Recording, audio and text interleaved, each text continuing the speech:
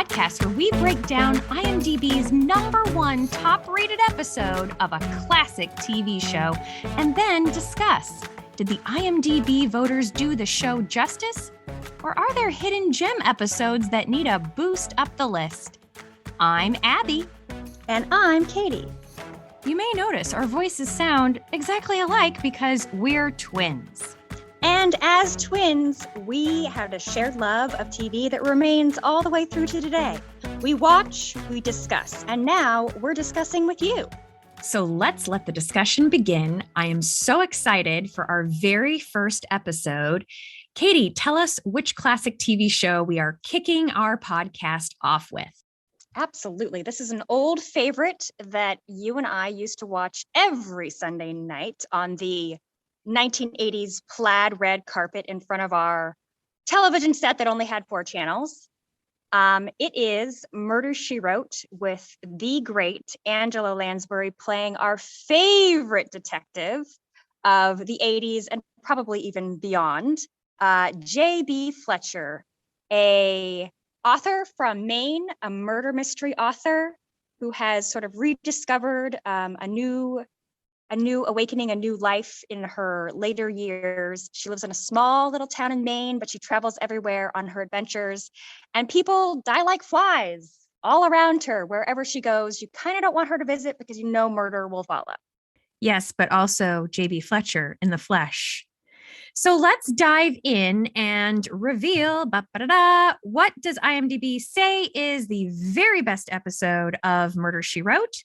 They say it is season 1, episode 18, according to IMDb. Murder Takes the Bus. This is definitely one that I don't recall from being 9, but in my various rewatchings of the entire series multiple times, this one definitely stands out. So we're going to take you through a little bit of the plot to pique your memory if you don't quite recall what Murder Takes the Bus is all about. And at the very end of all of our delvings and remembrances, we're going to figure out, is this truly the very best episode ever of Murder, She Wrote?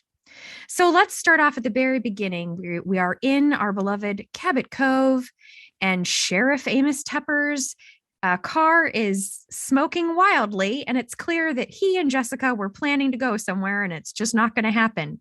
So here comes the bus. That's the plan B, and Amos is off to get some tickets, while Jessica, as she does so well, stands around and politely interacts with other characters who are dropping info bombs left, right, and center.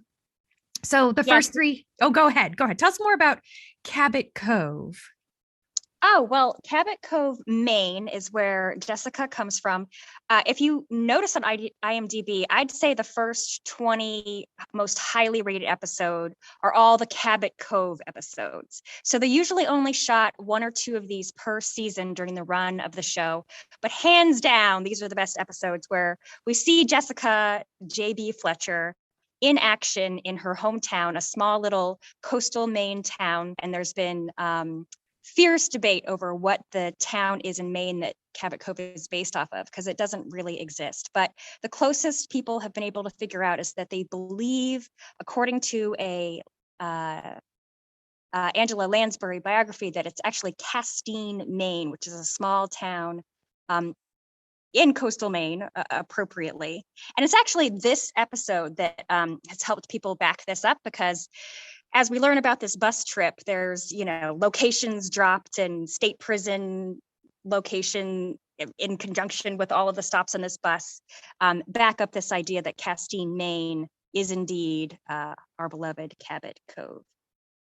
Oh, I love that. All right. Well, now we have to take a summer road trip to Castine, Maine and eat some lobster and maybe solve a crime while we're there. Yes. And if we go there on a Monday, every Monday is their knitting circle. We could also, they have a monthly Dungeons and Dragons meeting at the library, according to their community calendar.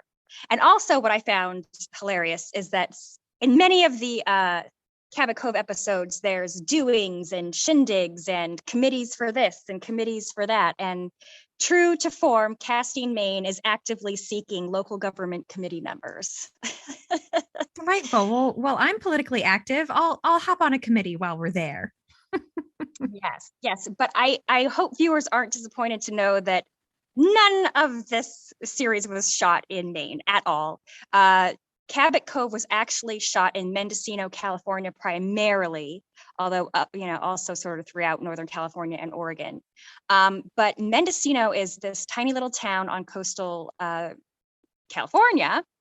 There's only 1,000 people who live there, and over the course of the show, about 150 of those townspeople made it into the show as background actors, etc.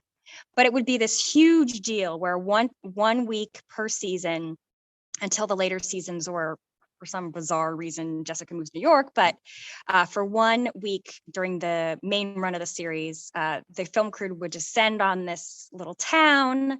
Jessica's house is actually now a bed and breakfast. The innkeeper's name is Norm.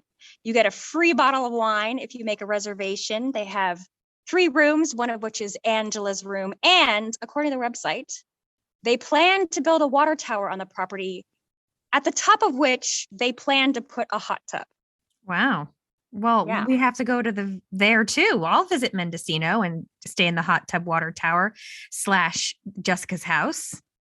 Yes, and Jessica's house is actually Blair House, and the guy that it was built for is actually from Maine. So I don't know what that has to do with anything, but maybe his taste in Maine architecture all the way out in Mendocino, California, made that the appropriate choice for her house. Okay, well, I see 2 tie-ins between that and heading back to our little Cabot Cove. I do believe these scenes were just shot on the back lot because it looks real fake. And we bump into Linda Blair. You just mentioned the Blair house. Here we've got Linda Blair of Exorcist fame, jaunting along with her curmudgeon husband, who seems hot to trot to do something she doesn't like. So she's playing, I think, Jane. His name's Steve. We also have Bowtie Man, who loves to talk about the weather. So we're going to see more of him, but these are 3 characters who also clearly intend to take the bus. And then guess who comes along as the bus driver? None other than Michael Constantine, who plays the dad in My Big Fat Greek Wedding, who's Windexing anything, everything, fix it with Windex. He looked so familiar when I saw him, but I could not place him until you informed me of this. Right. And then speaking of Norm being the owner of that Jessica Fletcher house B&B, which is a little scary. Hello, psycho. The music in the beginning, I don't know if you noticed, it is very reminiscent of the Psycho score, the beginning of the film, where you see Vivien Leigh. Not Vivien Leigh. No, I know what you're talking about. I noticed the music. It's so interesting that you say that, because I remember, it's this very violin-y, but it's like a tension building. Something bad is about to happen, basically. Yes. Well, it's if you watch the beginning of Psycho, it's basically the same. I mean, they're just doing a ripoff of it, because you've got her Janet Leigh. Why am I saying Vivien Leigh? Janet Leigh, excuse me. In the beginning of Psycho, she's driving all around doing suspicious things, and it's essentially music that sounds exactly like this. So we've got horror movie setup everywhere going on in this opening. And then we finally all get on the bus, and who do we see? But it's Blanche. It's Blanche Devereaux on the bus, and her husband is that guy from MASH who's not Alan Alda. Well, it's good that you mentioned that Blanche. In all my notes, I just said, Rue does this. Rue McClanahan does that. So in all my notes, it's Rue is being awesome in this, particular scene. And honestly, the reason why, when I first saw that this was the number 1 IMDb rated one, has nothing to do with anything else other than the fact that my memory of it was that you kept insisting that I watch this episode because of Rue. I mean, hello, who wouldn't want to watch Blanche in an episode? So I kind of went into it with a memory that she was in this, and that was kind of the selling point for why this was such a great episode. Not even to begin to get into all the other reasons why this is the best potential episode. Well, she doesn't disappoint. I mean, she chomps the scenery every chance she gets, and has some fun things to play around with here. So yes, she is from minute 1. She's trying to sleep at one point on the bus in the background, and she's dramatically flinging hands in front of her eyes to block the disturbing light. It's just great. Yes, she also does great double takes. Like when she and her husband are throwing these very pointed passive aggressive statements to each other, she'll do that look at him, double take, look at him. He said something a little shocking. She does great double takes too. So yeah, she's definitely upping the ante on making this potentially the best Murder She Wrote episode ever. But they're all on the bus now. Rue is super excited to see JB Fletcher. We learned she's an librarian. So she knows a bit about Jessica's work. Yes, yes. And she even comes up and does, we need at least one JB Fletcher, Jessica fan encounter basically per episode, just so that somebody can fawn all over JB Fletcher so that she can be charming and wonderful. So of course that task this episode goes to Rue, but she does mention something that kind of, I don't know, just threw me out of the timeline of this show. She tells Jessica that she's a huge fan, she's a librarian, and that actually Jessica has made her top 10 list of most stolen authors from the library. So Jessica's books get stolen all the time because people love them so much. But she says that Jessica has been on her top 10 list for a couple of years now, which I just find so odd because this is, I don't know what we said, episode 18, 20, depends on which country I think you were in when you were watching it. I don't know, because in the pilot of the series is where Jessica is just tinkering away on her famous typewriter, and she doesn't, that bumbling, nephew that shows up like every 7th episode. He's, living in New York and he's in publishing, and he keeps trying to convince her to try and actually write this book and try to get it published, which she reluctantly does through him. And then at the very end of the first episode, her book is accepted or whatever. So it just seemed weird to me that we're only 18 episodes in and already she's been on the top 10 list for a couple of years now. Yes, but let's talk realistically about Hollywood and pilots, right? So, I mean, people get recast after the pilot. They change things dramatically. So I do think there's something to be said for that, because when this show was created, it was very much based on a Miss Marple, Agatha Christie style idea. So I did a little rabbit holing on Google, and essentially they redid some Agatha Christie, Miss Marple stories in the 1960s, one of which they retitled Murder, She Said. And that was based on the 450 from Paddington, which is a Miss Marple Agatha Christie novel. But they called it Murder, She Said. Oh my God. You can say that over and over again, like 5 times. That's great. That's how I imagine it was said in the little BBC, whatever they were doing. I literally watched the first 5 minutes of Murder, She Said. And it's hilarious because it's got like bossa nova style peppy music playing while Miss Marple marches onto a train and witnesses a murder. But it's just so it's so 1960s, even though she's this little old lady toddling to the train. And this is the episode that for some reason stuck in the minds of the producers to think, 20 years later, oh, we should do something like this. Well, at least the Murder, She Said, they obviously ripped off. So you've got that. But I think that whole Cabot Cove, oh, she's such a modest, school teacher turned, humble, maybe I'll make it in the publishing world mystery writer. And I know from Angela Lansbury's perspective, she wanted the more worldly Jessica, the more speaks up, speaks out, stands up for things, says when they're not right. Miss Marple is a character, because I'll be honest, I've read all those books. She's quiet, she knits, she totally fit in the Cabot Cove knitting club, because all she does is sit next to people who think she's not really listening while they spill the beans about all their problems. And then she solves the mystery in her head and reveals it at the end after quietly observing everyone and not making a fuss. And that's boring for a show. That's fine in a book.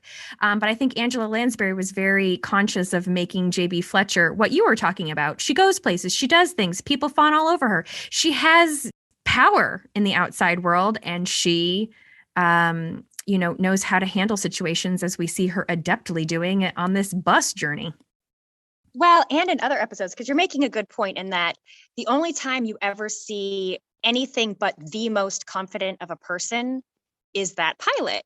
And especially one of the things I love that she does so well throughout the series is that she goes toe to toe with these 1980s large city, murder detectives.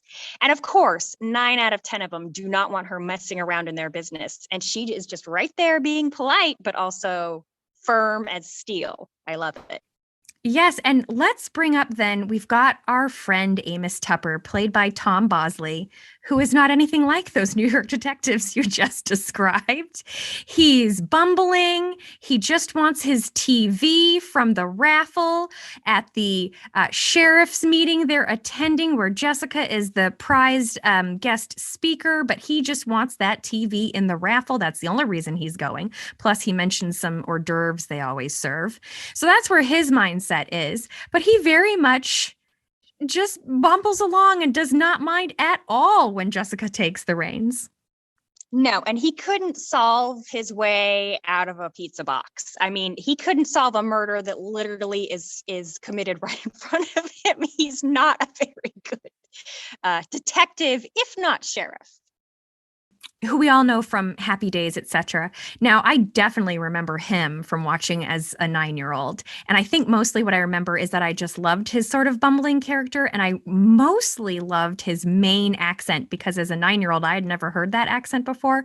And I remember just really enjoying how he sounded on this show. And then he left the show to go play the Father Downing murder series. So what I love about this episode is that, as you say, he couldn't solve his way out of a box. But on that show, he got to be the one solving the mysteries because, I don't know, I wonder if he just finally got tired of bumbling and letting Jessica do everything and was delighted to take on his own series, actually showing his mental acumen at breaking down these crimes.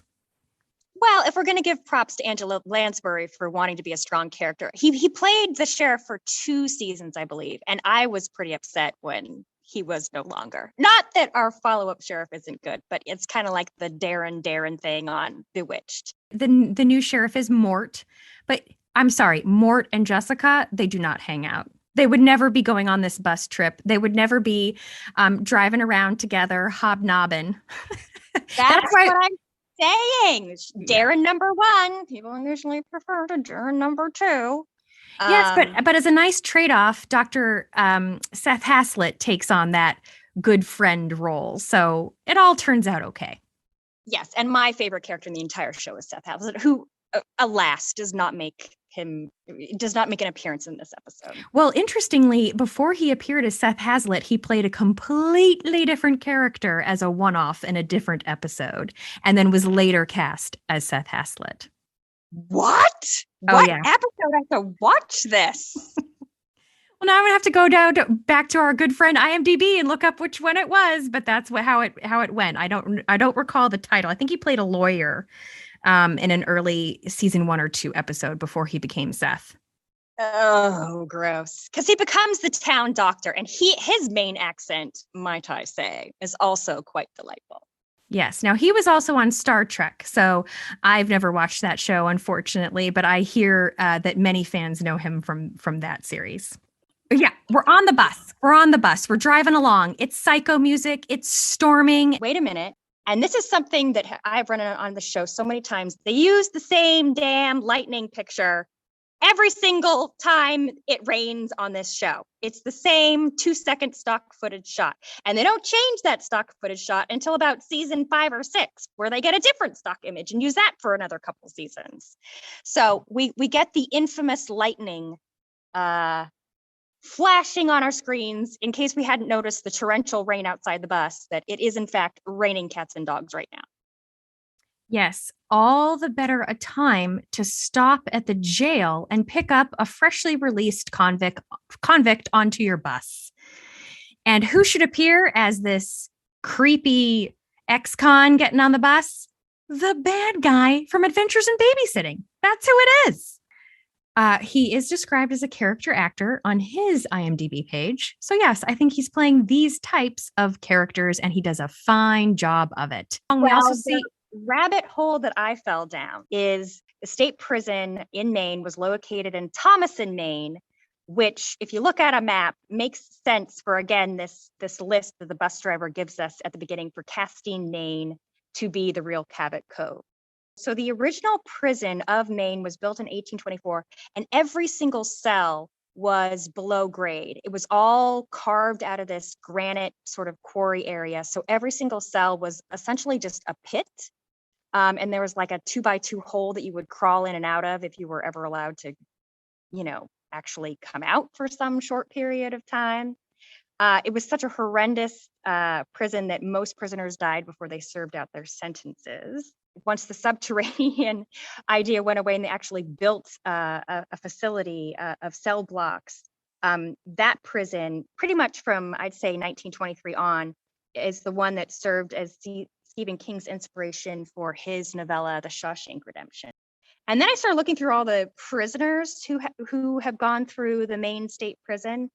And kind of the most interesting one I found was a guy named Michael Chassie. So in 1998, he was on trial in Maine. He escaped his trial escort by throwing some sort of like white powder in their faces. And he was on the lam for about 5 hours or so before they caught him again. It seems to me like he was convicted because he shows up back up in the records again in 2008, so 10 years later. He takes another prisoner and a staff member hostage at the prison with a knife that he's taped to his hand. In that case, it's a 7-hour standoff that ends mildly well in that the hostages are able to get out of the situation with only minor cuts.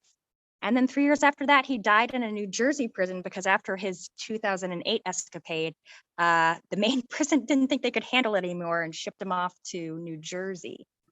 Well, he would be a delightful character to get on your bus in the middle of a lightning storm.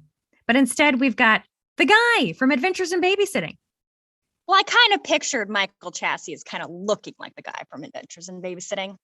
Oh, also, can I just mention at this point that we are now noticing a suspicious car is following the bus through the rainstorm. Yes, and the bus is also pulled over and they're essentially told don't go on or go on at your own peril, but they go on and the suspicious car, like angrily pulls ahead and zooms out of sight as if they're slowing down and stopping. Is irksome to that driver. But lo and behold, mere minutes later, so it seems, that same car is just pulled off to the side of the road. Looks like something's happened with the car. And now we've got another passenger getting on, claiming his car broke down and he needs to now board the bus. So we've got a new guy coming on. I'm just going to call him Briefcase Guy. Well, also, Jessica notices as he's putting his briefcase away that he is packing heat. He's got a gun, everybody. Just beware. Yeah. So long story short, and we should note all the close-ups.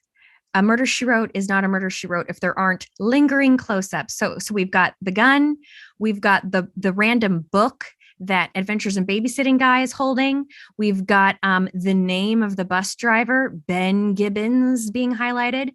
And essentially the bus breaks down and now they're all getting off while the bus driver tries to figure out the problem at the Cozy Corner Kitchen. And they're all kind of coming in, drying off and settling in for a few minutes until their bus can take off again. So I looked up just to see if anyone had a Cozy Corner roundabouts in Maine, and it turns out that somebody does.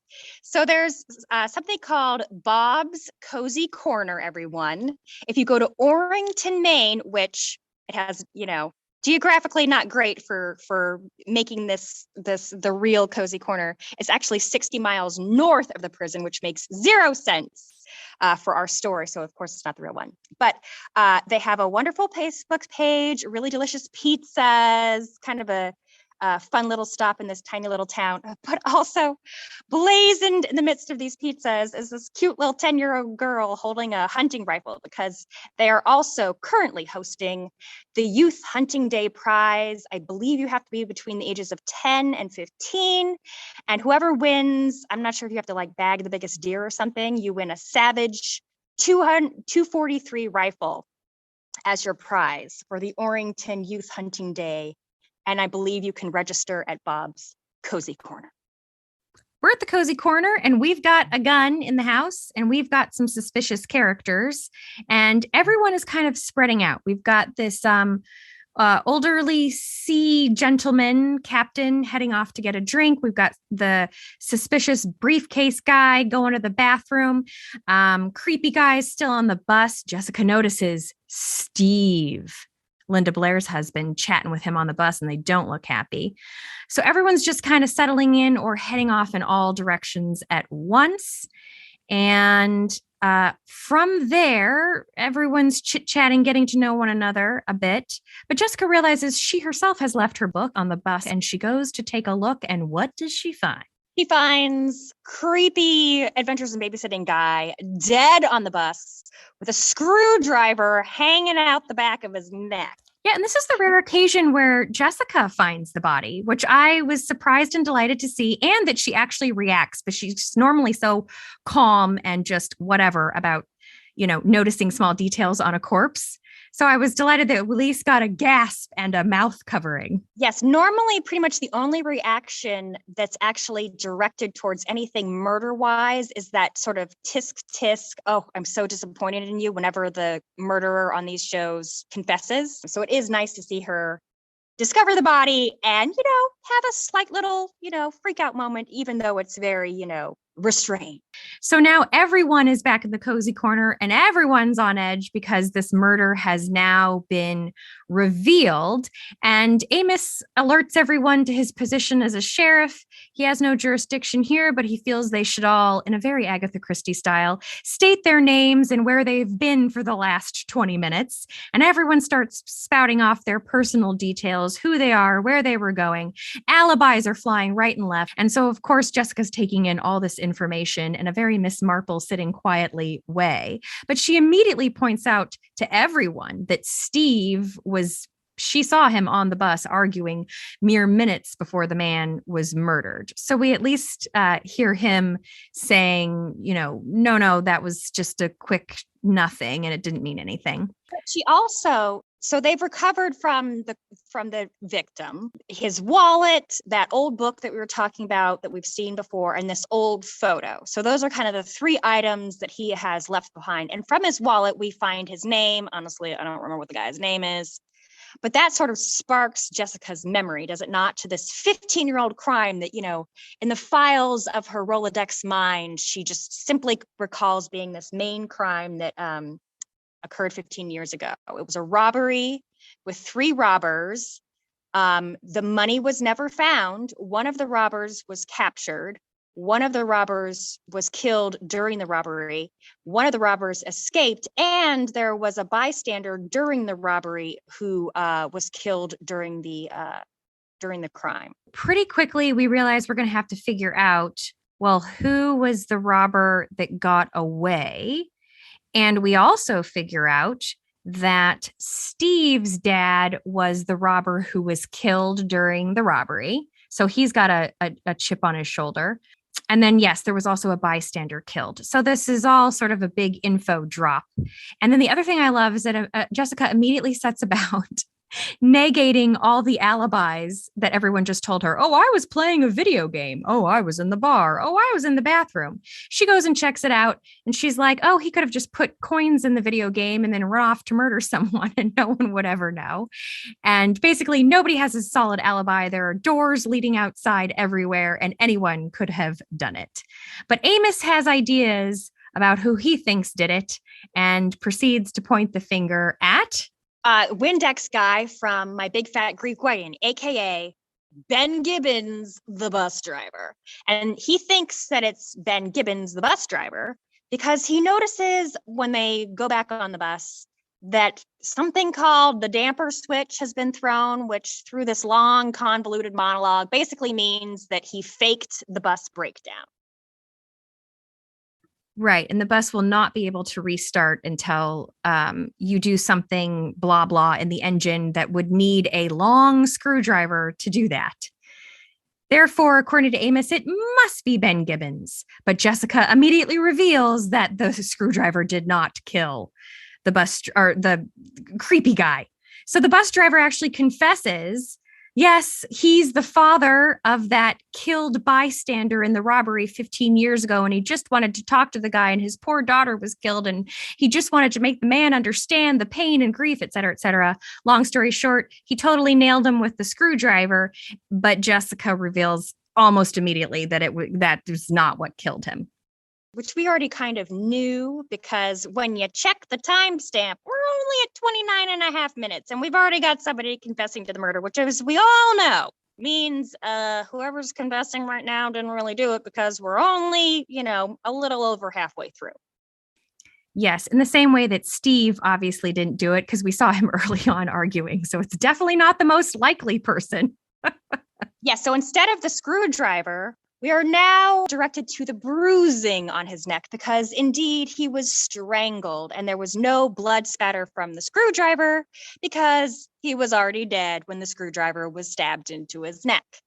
Also, again, in the long camera shot, if you look below the bruise marks on his neck, you see sort of like black, sort of dust, coal, greasy kind of markings, but that's not really mentioned in this. All right, so now we have to figure out who really did it. We've got, of course, the phone's not working.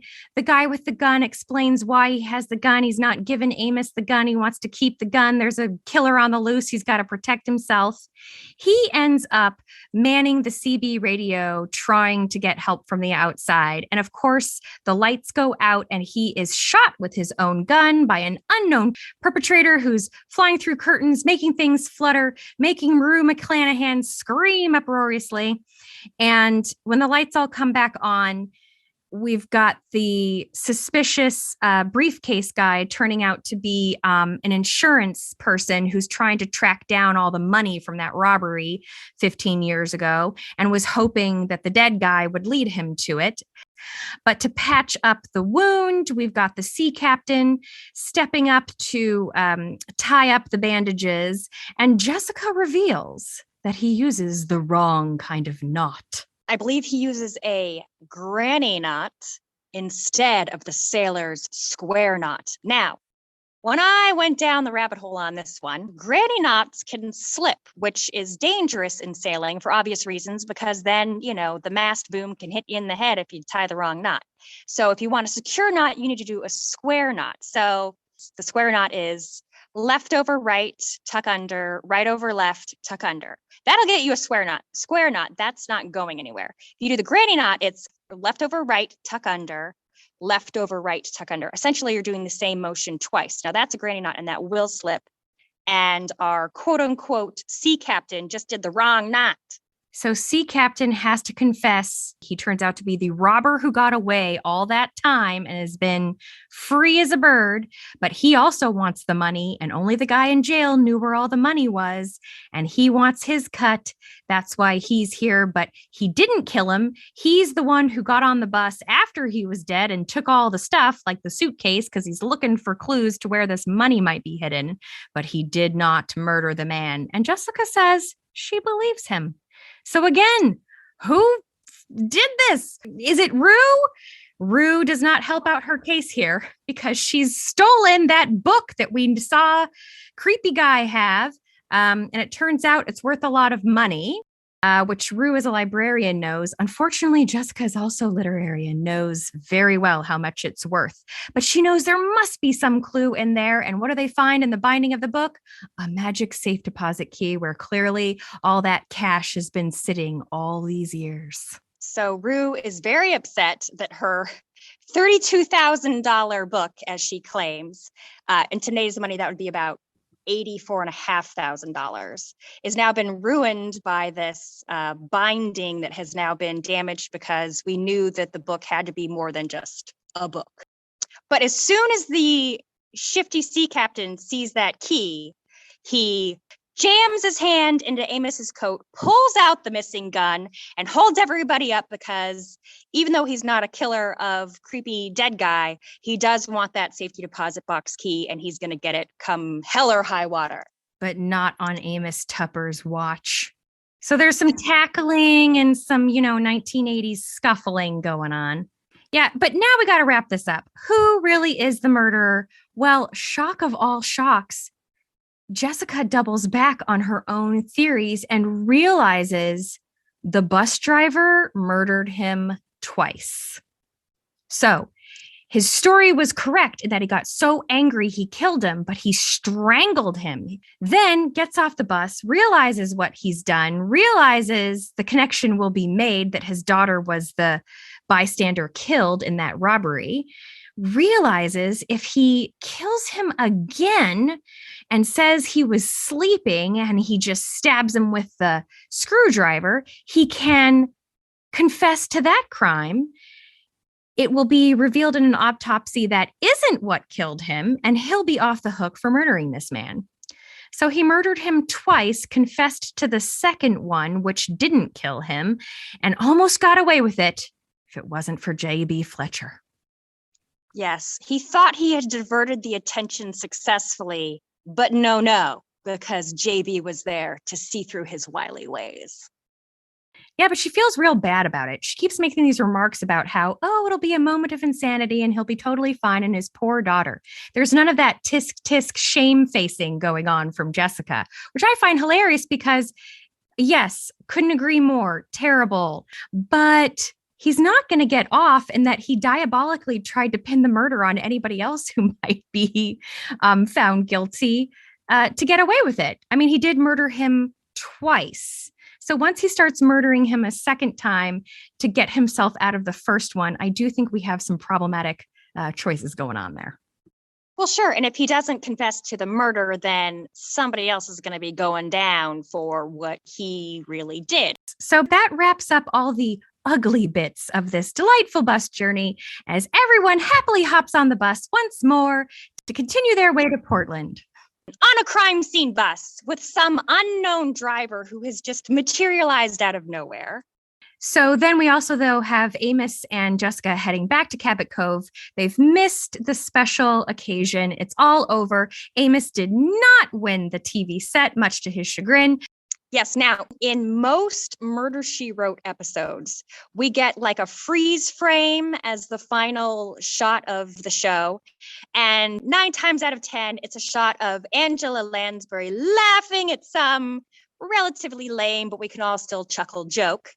On this particular freeze frame, though, it has just been revealed that she is the winner of this big screen TV, and we basically get a WTF look from our beloved Angela Lansbury, because I don't think she wants this TV. Yeah, it would have been tricky getting it back on the bus anyway. Well, you could just strap it to the roof like the grandmother in, National Lampoon or something. It has come time to boil down our assessment of this episode as we ruminate on all our favorite episodes of J.B. Fletcher and decide, does this truly take the cake, I should say, as the all-time best ever Murder, She Wrote episode? Caitlin, do you want to weigh in first? Okay, well, as I mentioned sort of previously, I did not remember this episode from my 6-year-old days, and I do have other episodes ingrained into my memory from that time. One of my favorite things about this show is the hilarious reuse of character actors.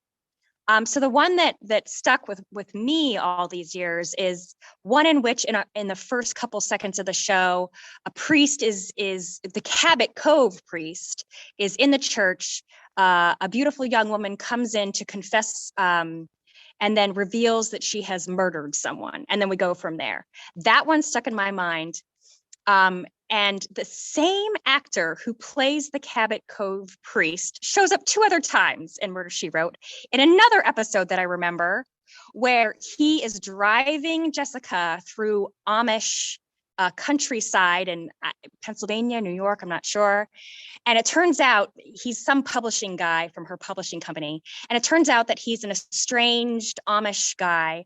And then there's, of course, a car breakdown in middle of Amish country. They're stuck in Amish country. And of course, a murder happens in his old Amish community.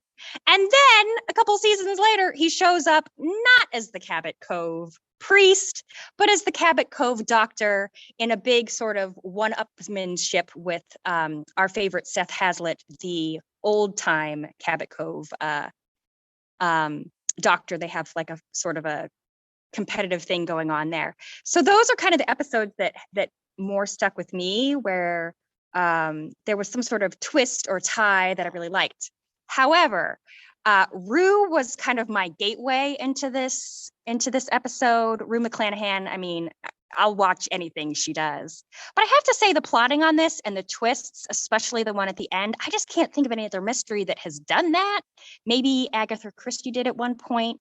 But I just thought it was, you got me. I mean, for crying out loud, Amos Tupper had it right. He thought it was the bus driver all along. All right. So yay or nay? I'm saying that I used to think, it had to have some sort of visceral connection to my memory or what have you. But heck with that. This is hands down, definitely the best Murder, She Wrote episode. No question. All right. I love it. Well, I hate to be unanimous here, but I'm going to also say I think this one, writing wise, is the best. It's so Agatha Christie. It's modernized, of course, but again, you've got the idea of more than one person murdering the same corpse. And then you have the double back of a confession, but it's okay. But oh no, that person who must be innocent is in fact the murderer, and so on. And then you've also got locked community. It's a rainstorm. It must be one of these people in the room is the murderer.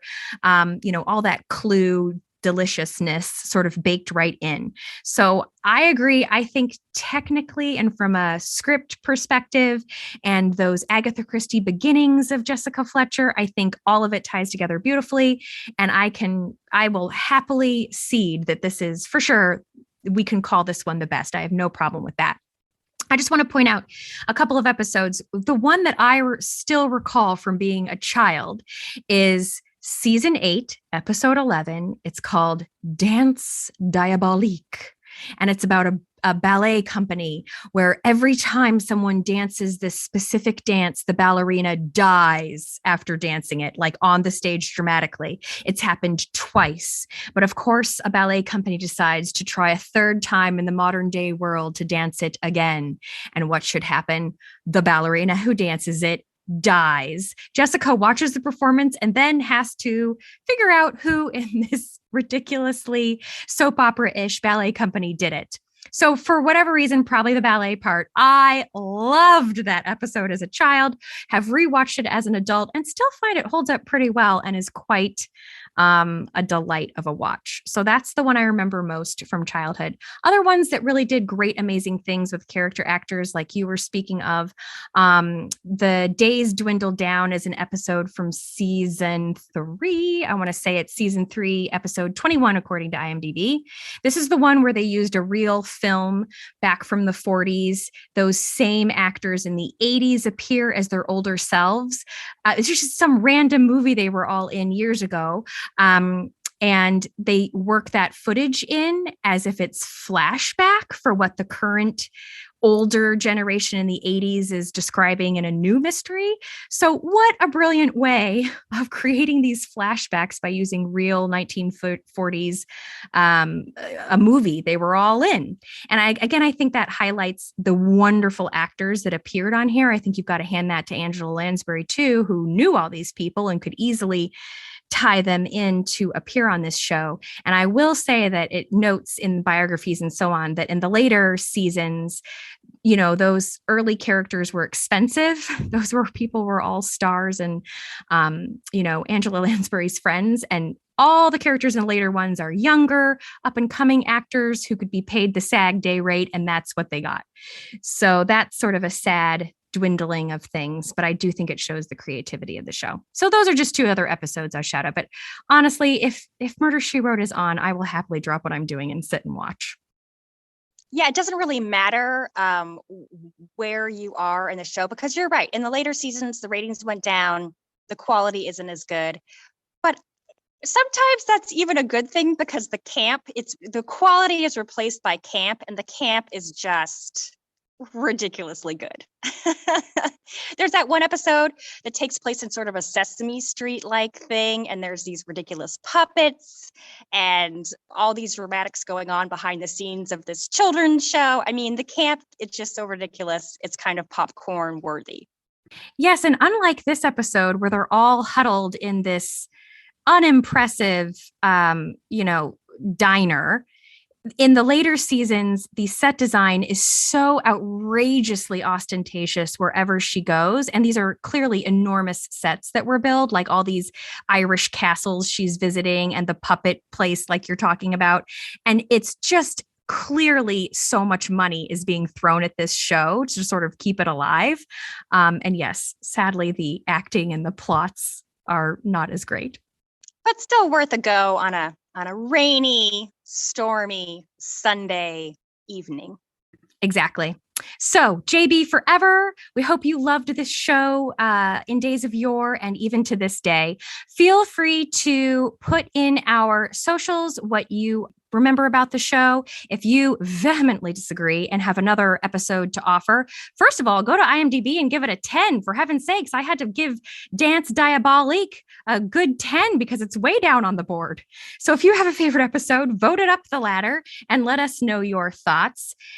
And now, Caitlin, will you please reveal what show we are going to take on in our next episode? Well, we decided that the next episode will sort of tie in a bit to this one. So, of course, how could we give up on the great Rue McClanahan? We've got to go and see what IMDb says about the Golden Girls. I love it. More fabulous ladies to hang out with next week. Yep. So we can thank everybody for being a friend and to tune in next week to see what we all have to say about the Golden Girls. Yeah. So start jogging your memory about what your favorite episode is. Is there a bad one? I think not.